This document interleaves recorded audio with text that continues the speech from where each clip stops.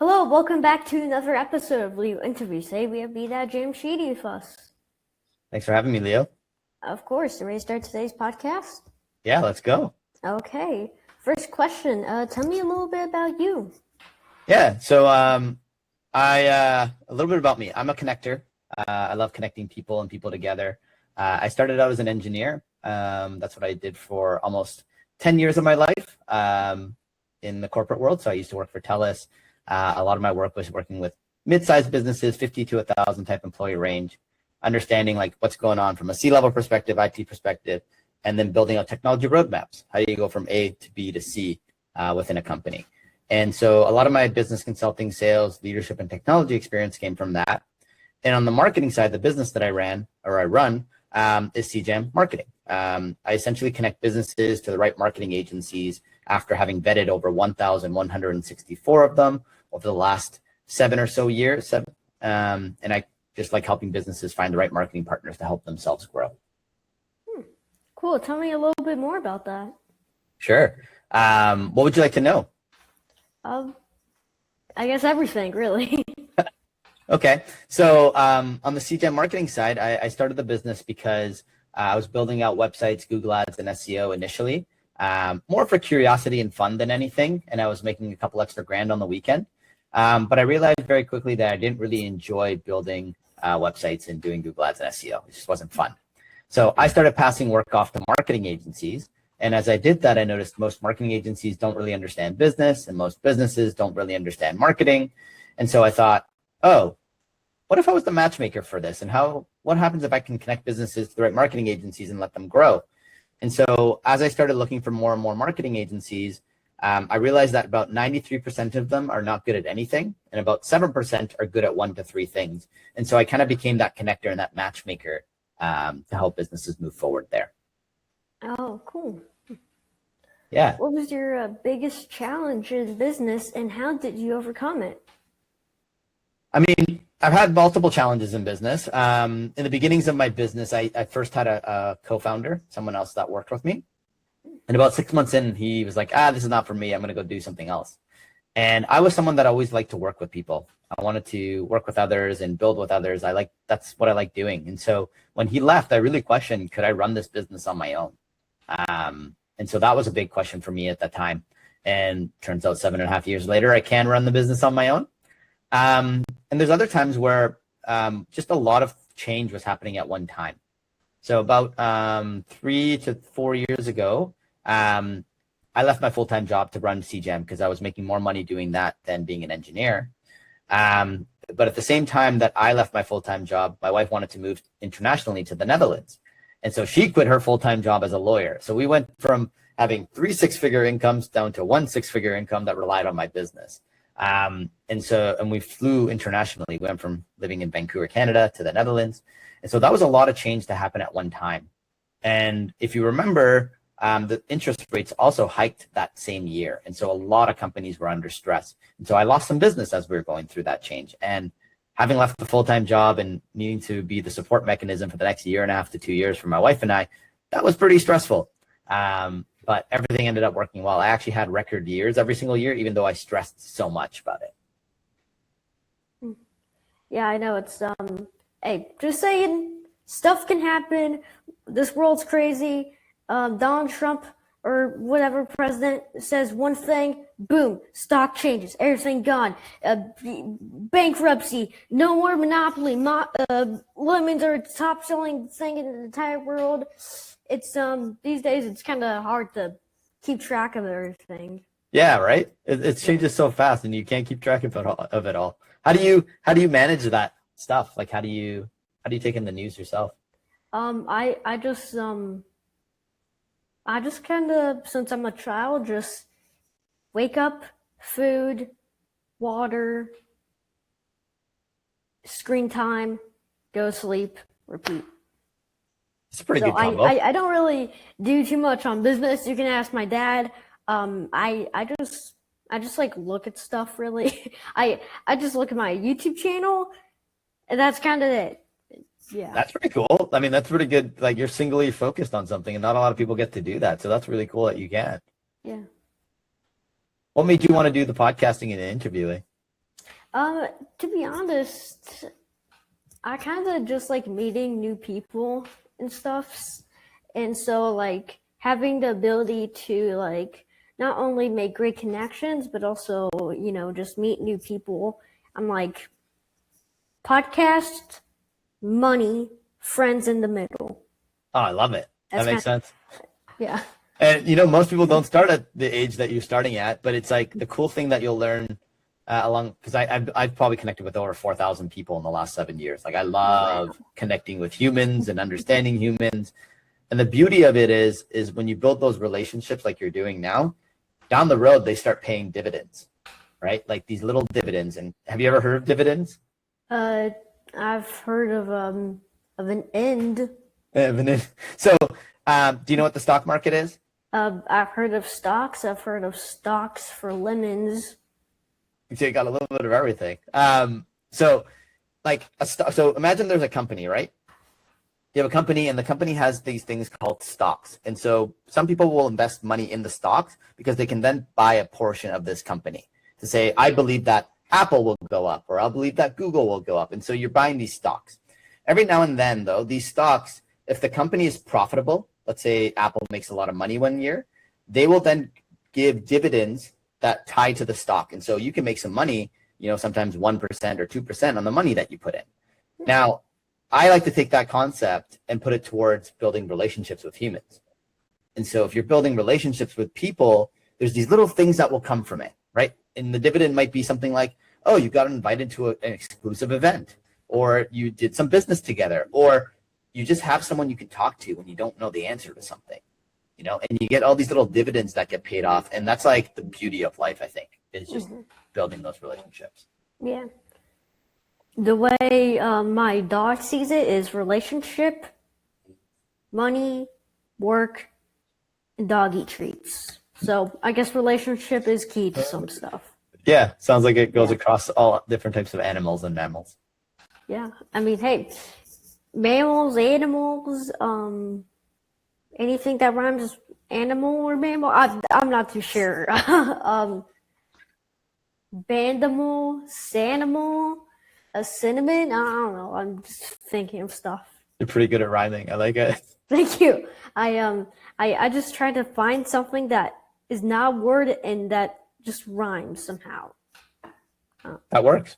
Yeah. I know. Next time I'm going to be on a business call, I'm going to make sure I'm going to throw some rhymes in there and see if they catch on to it. Okay. What is the biggest piece of financial advice that you could give to someone? Oh my God. This is a big thing for me. So I've invested quite a bit. So at the end of the day, like I've always kept the amount of money that I spend within certain means. So when I was an engineer, anytime that I would get a raise, so I had a cost of living, right? Like, so I knew that it cost this much to live my life, and I found an amount that made sense for me. So for me, that would always be in place. So let's say it cost me $7,000 a month to live. Anytime that I would make more money than that, I was just investing it, right? Like I had a savings piece, and then I would just be investing it into index funds and leaving it there. Anytime that I would get a raise within being an engineer, I would actually take 80% of that raise and put it straight into investments. 20% I would use to increase my lifestyle, but 80% I would use to invest. And I take that same mentality towards running my business. Within my business, I do some pretty cool things financially that I don't think a lot of business owners do. So I run my business profit first.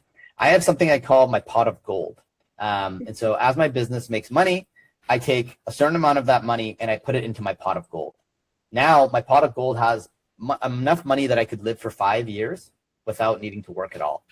And so at the end of the day, like I have about a year of runway for my business that I use for the expenses. And then I have the pot of gold. So I know that if anything ever happened in my business, I would still be able to leave with, $500,000, for example. And so these are some of the things that I've done within both personal and business life to get to the point where I have 7 figures invested in the markets. Yeah, I feel like this is why we have piggy banks, to save money, invest. First you invest in business, then you invest on yourself and buy your favorite candy bar. I don't know. Snickers or Reese's. I don't know. War the century. I don't know. Just saying. Well, I mean, as the bank account grows, the chocolate bars just keep getting better and better, right? Like, True. Then you go from, no offense on Reese's, but Reese's, Snickers, then healthy candy, and then you actually have something non-GMO. So yes, candies do get better. there you go. Yeah, Well, I love it. Hopefully, America right now we had okay, looking healthy. Oh, wait, what's this? Wait, we're going slow, but it's like, huh? Wait, we're going backwards. Wait, what's happening? I don't like this. No. Yeah. It's, we lost our touch for healthy foods. Yes. Sugar, What do you do to eat healthy diabetes, food? America. Yes. How do you make sure you're eating healthy? This is easy. I feel like everyone knows this. Eat your veggies. Simple. Just don't. Okay, I say it's. I get so mad. I'm not even okay. Just look at the ingredients list. If there is like 1 to 3 ingredients that your 5-year-old can't pronounce / say, then you probably should not be eating it.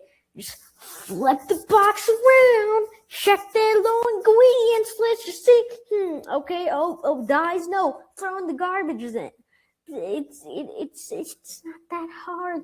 And another thing, if the ingredients list is like 10,000 words long, then you probably should not be eating it. It's like America, what is we doing? Yeah, this is like super good advice. I didn't know this at 12. I knew this at 23. So you're like 2 times faster than me at learning this stuff. Yeah, guys, it's simple.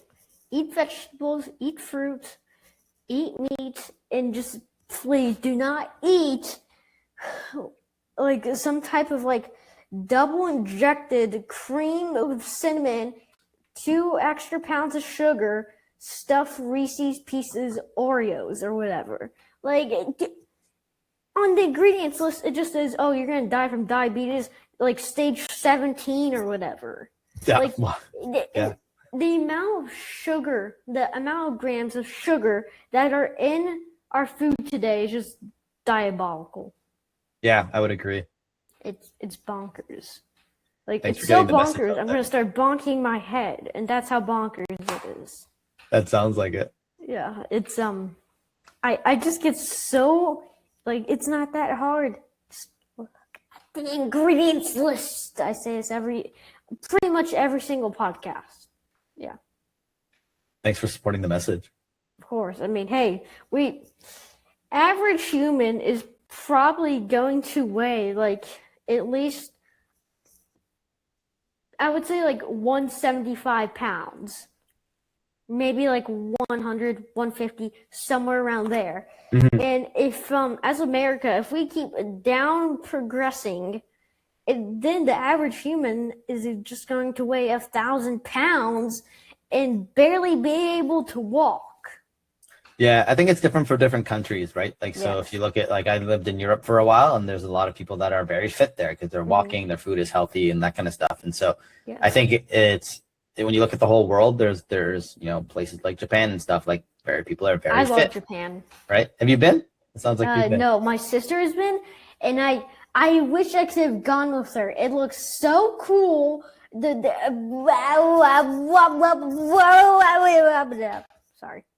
That's a lot of emotion. I like it. But yeah, sorry, continue on. No, it's just, different parts of the world. I think they value health and nutrition differently. So it might be that certain parts of the world are going the unhealthy way, but there's other areas of the world where they're going in a healthy way.